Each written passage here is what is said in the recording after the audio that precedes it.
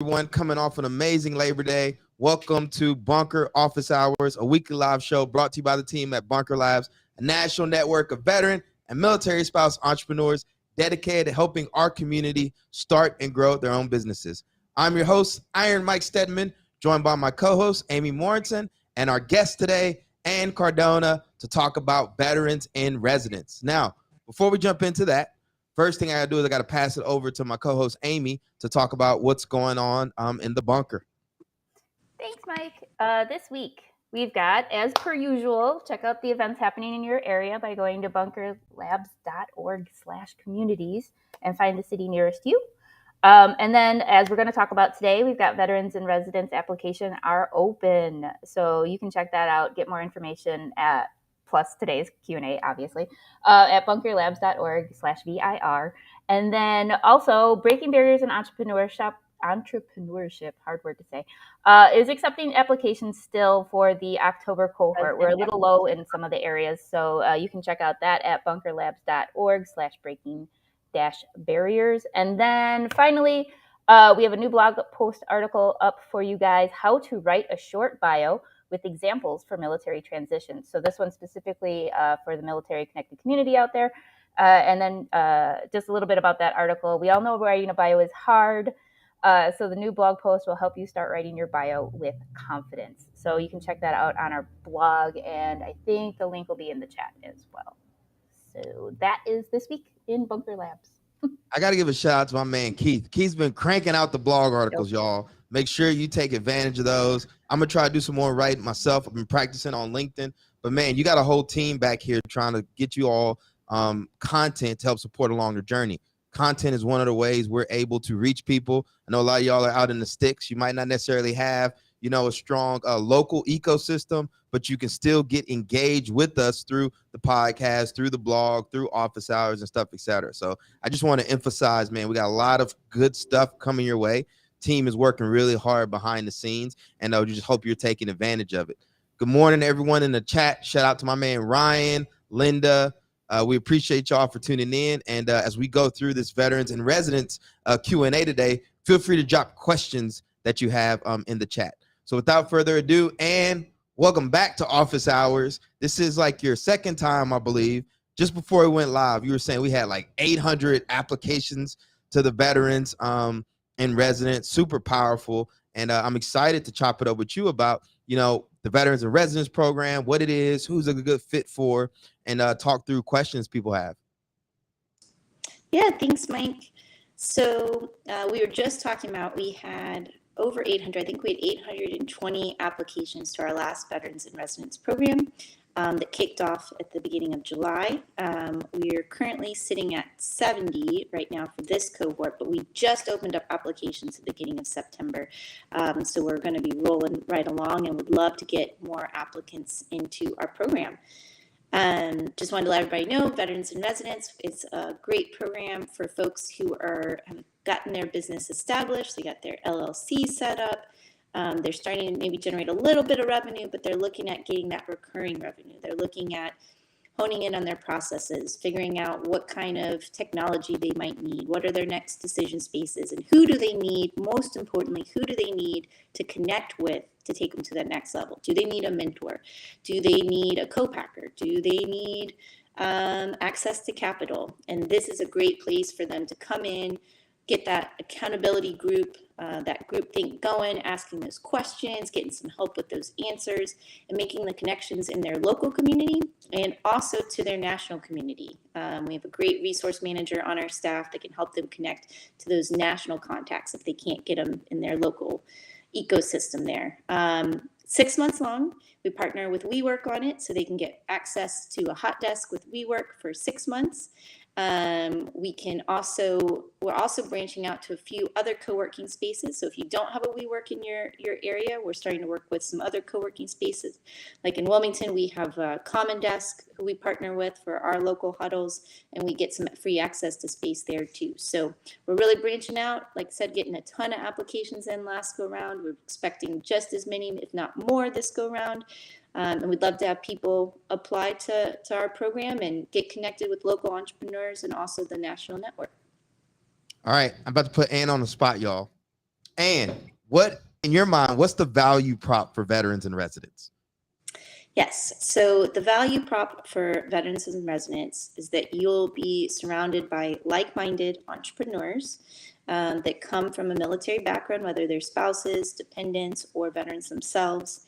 They've got that accountability group to hold each other accountable, again, with these like-minded entrepreneurs each week at your weekly meeting, and get access to contacts that you wouldn't normally get. So your network is small, you get plugged in with this peer network and accountability group that can grow your network exponentially in size. It's amazing what kind of connections you can make through the program. And I think that's our biggest value proposition, is making those connections to get you to the next level. I was in New York City in 2017 when they, at the WeWork, when they announced the Veterans and Residents program. I was Team Struggle Bus out here in Newark, Ironbound box, and had about $500 in the bank account. And I remember when Todd and the Bunker Labs, Todd and the WeWork representative got up there, they pulled the banner down, they announced Veterans and Residents, and I was like, oh, like, this is for me. And I've been a Veterans Reds alumni. I did a lot of work on the back end. And one of the things I really think about is, there is all this kind of entrepreneurial programming going on. There's all this community building, these ecosystems.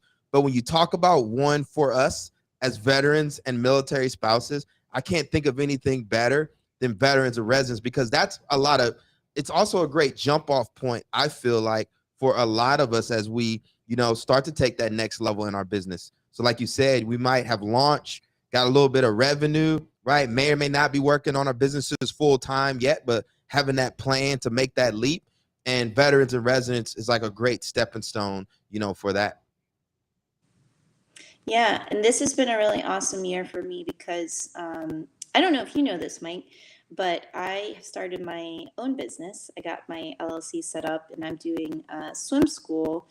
So for my accountability, I've been joining the Wilmington huddles as the Veterans and Residents Director, but also as a cohort member. And I can attest to that. It's just been so helpful to just come in there, talk a little bit about what's going on in my business, and I get such great feedback. Like the other week, one of the first weeks I showed up, I still didn't have my website set up. I didn't have any good touch points. I was just kind of like doing word of mouth. Didn't want to take the time to do it. And somebody said, hey, why don't you set up a Facebook business page? And I was like, oh, like any kind of technology really intimidates me. I get really nervous and I put it off. And they said, it takes 2 minutes. I'm telling you, it is so easy. It takes 2 minutes. And I trusted them. And I said, okay, I'm going to do it this week. So I went in there. It literally did take me maybe 3 minutes tops to get it set up. And it was so nice to have a place to point people to versus setting up a website. But it's things like that where I just didn't even think about Facebook. I was so focused on website and this daunting task of setting up a website. I went to one huddle, got one piece of information, and bam, I have a Facebook business page. And now while my website's getting built, I have a place to point people to. And it was such an easy suggestion, but it's things like that that can just really move the needle on your business. And it just takes somebody else connecting with somebody else each week and kind of getting those little pieces of feedback that can make it happen. Same thing happened to me. I was in New York City, again, Team Struggle Bus. One of my cohort members, Evan Wang, was a website guy, designer, knew all the stuff. He helped me build a quick website, right? And we got like $3,000, right? Just from donations. Now at the time I had 500, so that was a big deal. But, and I had that site for like the next year and a half. So that's the power when you get us all together. And one of the things, as a podcast host here at Bunker Labs, I talk to a lot of entrepreneurs. Loneliness has come up over and over again, right? And again, I mentioned people out in the sticks, right? They don't necessarily have their local kind of ecosystem where they can go to events. They might have like one or two things happening in town. And so, being able to have a community that you can reach out to and text, people you feel like you're going through this entrepreneur experience with is super impactful. And as you're probably experiencing now too, getting this swim school off the ground, entrepreneurs spend a lot of time in our own head, so we're running around trying to play with Facebook pages and all this other stuff, right? And our peers that aren't entrepreneurs, they're not necessarily thinking about that stuff. So like, where are you going to vent? Where are you going to, make sure you're getting taken care of as an entrepreneur, from peers who understand what you're going through. Yep, exactly. It's a nice place for you to share your wins and your struggles. So it's awesome. We had an entrepreneur last week who she's phenomenal. She has a gelato company and she has three stores, three retail stores right now. She's getting ready to launch a fourth. She's just gotten an investor who wants to partner with her to open up wholesale operations. And she's looking for a co-packer so she can sell her gelato internationally. She's already got 2 orders in for Japan and China, which is crazy, but her gelato is absolutely amazing. Though I'm not surprised after I've tried it. She came to us last week and said, my business win for this week is I'm going to take this really high paying job. And we're just like, Lisa, she's sleeping like 5 hours a night, and now she's going to take this this high paying job. But it's a different group. Like probably other people would say, yeah, take it and get rid of the gelato business. Like, you don't need it, all the headaches. But when you come to a group of entrepreneurs, you're going to get some different feedback. You're going to get that encouragement and come at it at a different angle. And it's just a really, we get so much feedback on the program that just coming in and having those people to talk things out with is just so extremely helpful. I will say, so the talking is great. We do have some really amazing resources and speakers as well. So we have really great connections with HubSpot to talk about CRM needs, when you might need a CRM, when you don't. We're starting to make some connections with some accelerator programs with accelerating sales and recurring revenue for B2B, specific to consultants. And we've got some folks that can kind of help with business to consumer too. So we do have some really great curriculum, but the key is saying you're going to do something, whether it's participating in these kind of sales accelerator tracks we have, but kind of committing to your group, right? Because you could have these things thrown at you all day long, but telling your group like, hey, I'm going to participate in this, and then having that accountability is what really makes the program successful. Is we can give you all these things, but having a group that can hold you accountable and making them happen is really where the magic is. Now, I know one thing that comes up a lot is incubators versus accelerators, right? And we are an incubator in terms of veterans and residents. Can you explain to our viewers what that means?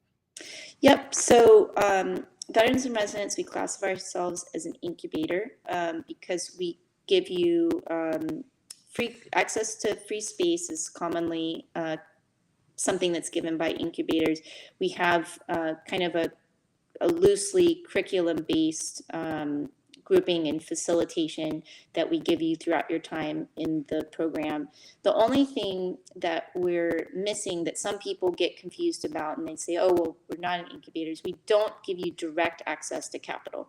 So like we were talking about, we do have some accelerator tracks in us that are like, if you choose to participate in our B2B sales accelerator, or what we call it is building a predictable pipeline. It's intense. Like accelerators can be a little bit more intense. That accelerator track is a lot of hours where you're really building out that pipeline and to accelerate your sales. Bunker as a whole, we're not an accelerator. We're an incubator where you're coming in, we're kind of giving those resources, nurturing what you've got going on, and you're kind of, again, it's peer facilitated, leaning on our peers a lot more than the actual facilitator themselves. And we don't give you capital directly, but we do have resources to help with that.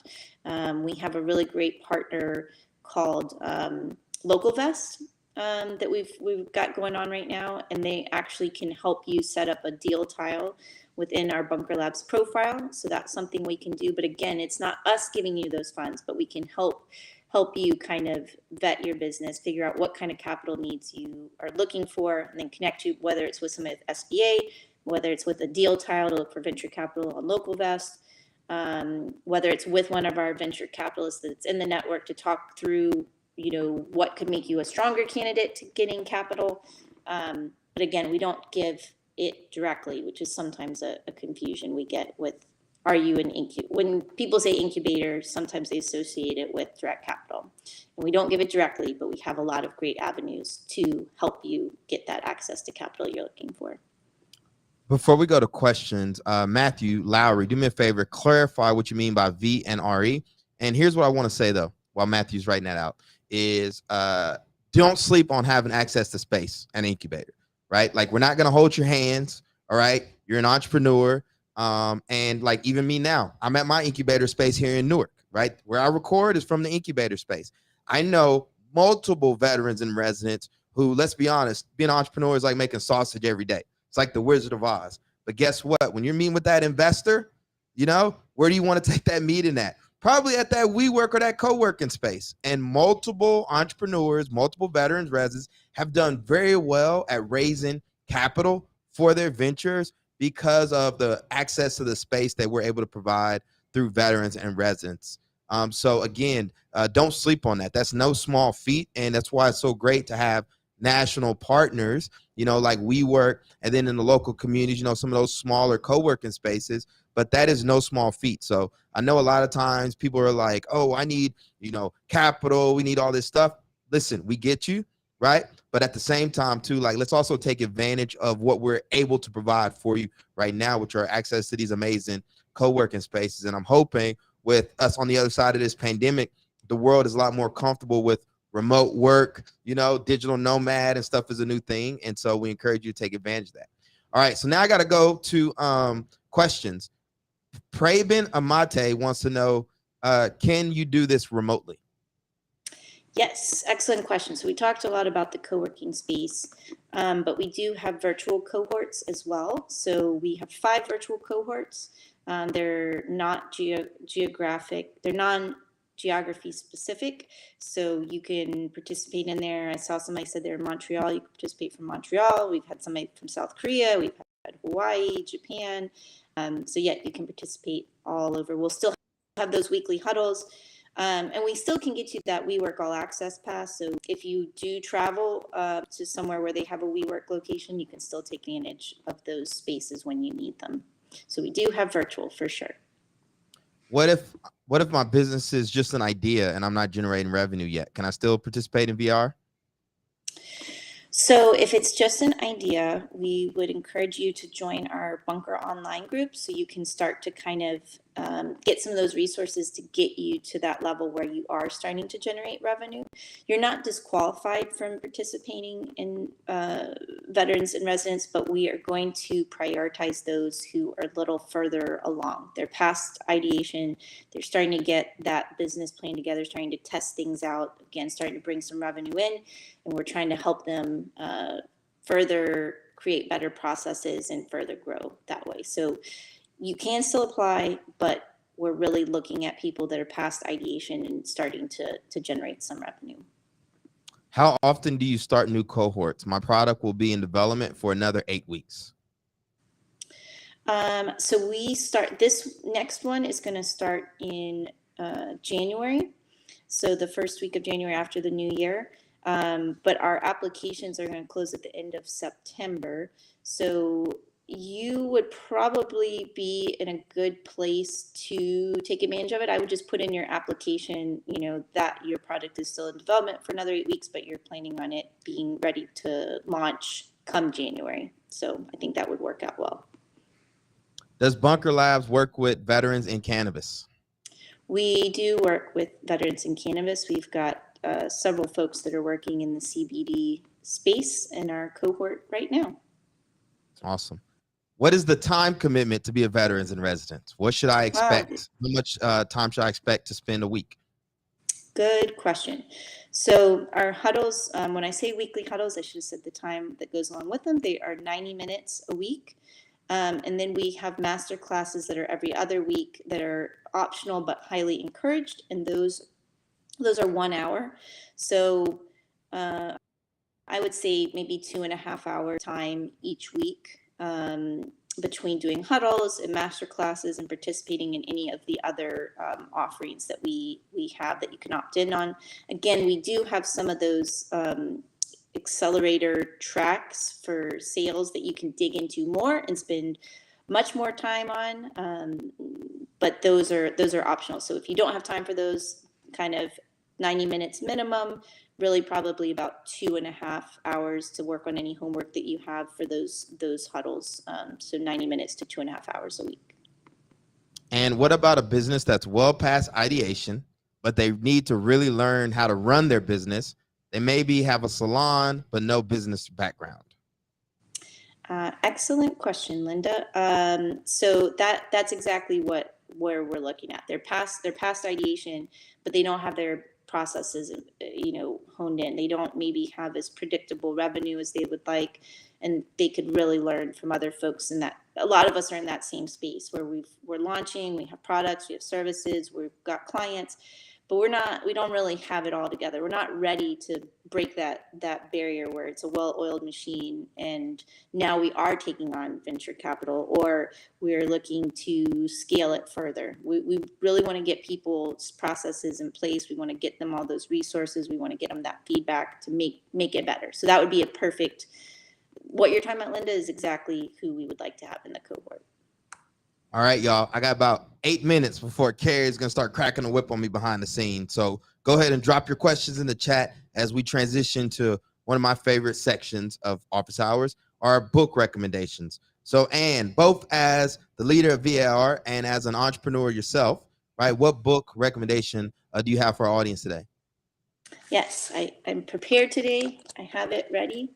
I'm trying to make sure I put it like this because I'm not good at the mirroring. So $100 Million Offer by Alex Hormozi. If you guys, I've heard that this has not come up yet, and so I'm glad I get to recommend it. As you can see, there's lots of tabs on here. This was recommended by my husband,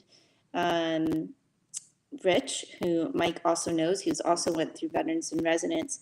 And it's a really easy read. It's not very thick. Let's see if I can, there it goes. It's not that thick, and the points are very succinct, but it really talks about how to make an offer, like it says, that's so good that people feel stupid saying no. So how to craft an offer in a way, and I know this goes right to Mike's heart as well, because he's always talking about medicine versus vitamins, and it's kind of the same thing. Like, how do you craft an offer that really resonates, that people are like, how can I say no to this? Like, I need this service, I need this product, and then how to charge the correct prices and everything for it. So and the really cool thing about this book is, so Rich has been a big fan of it. I am going through it myself right now as well, but Alex is recently come on as a client for Rich. He was like one of his ideal, like, dream clients, and he's actually working with Rich right now too. So Rich is really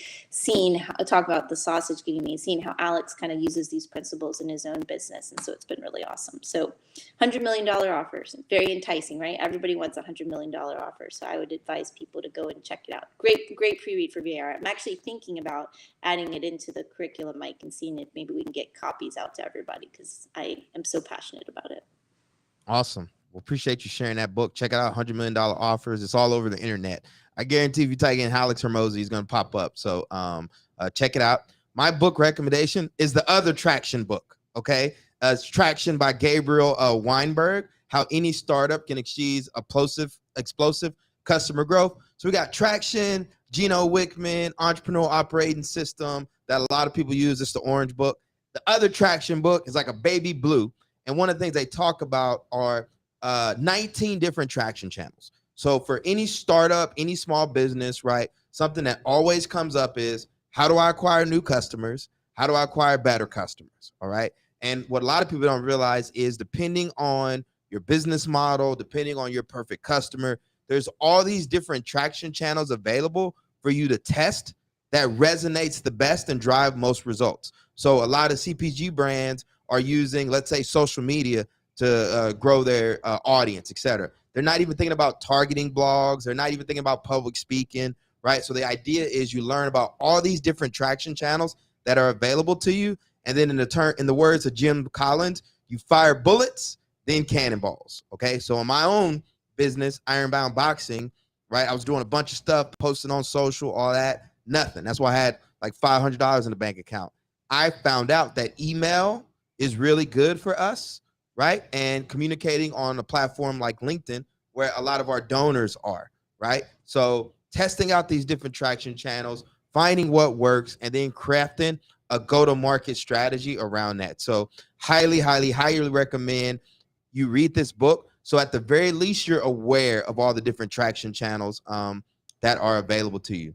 Linda just commented. She says she feels like I'm in her ear all week through the Transition podcast. She gets listens to every episode, and I appreciate that, Linda. Appreciate you all for tuning into the show today. So check out $100 Million Offers. Check out Traction, the other Traction book, right? And also, I got a plug for the Transition. Before I do that, and any final words you want to leave our listeners with before I close this out?